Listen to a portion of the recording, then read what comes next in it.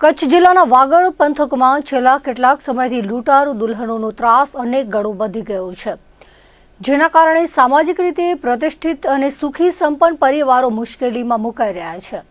રાપર અને ભચાઉ પંથકમાં ટોળકીઓ એટલી હદે સક્રિય થઈ ગઈ છે કે તેઓ લગ્ન વંચિત રહી ગયેલા અથવા મોટી ઉંમરના યુવાનોને પદ્ધતિસર નિશાન બનાવી લાખો રૂપિયાની મત્તા ખંખેરી ગણતરીના દિવસોમાં જ ગાયબ થઈ જાય છે.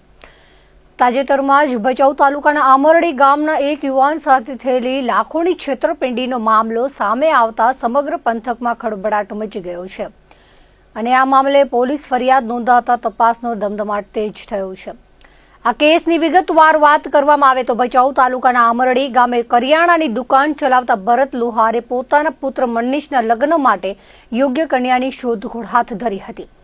આ દરમિયાન તેમનો સંપર્ક સોનલ ઉર્ફે સોનિયા રમેશભાઈ પટેલ અને ગંગાબેન પટેલ સાથે થયો હતો.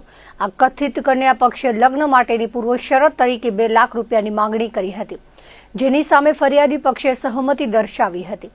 બંને પરિવારો વચ્ચે બેઠક યોજાયા બાદ લગ્ન નક્કી થયા હતા અને લગ્નના કપડાં લેવાના બહાને આરોપીઓએ શરૂઆતમાં 15,000 રૂપિયા પડાવ્યા હતા.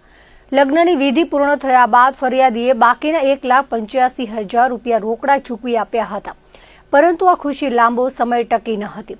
લગ્ન બાદ થોડા જ દિવસોમાં નવવધુની અસલી ઓળખ સામે આવતા ફરિયાદી પરિવાર સ્તબ્ધ થઈ ગયો હતો.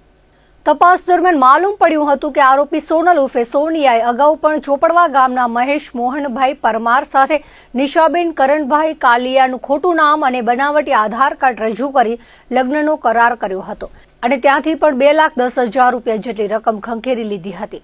આમરડીના યુવાન સાથે પણ તારીખ 29 માર્ચના રોજ આ જ મોડસ ઓપરેન્ડીથી ખોટા દસ્તાવેજો સાચા તરીકે પ્રસ્થાપિત કરી નાણાકીય છેતરપિંડી આચરવામાં આવી હતી.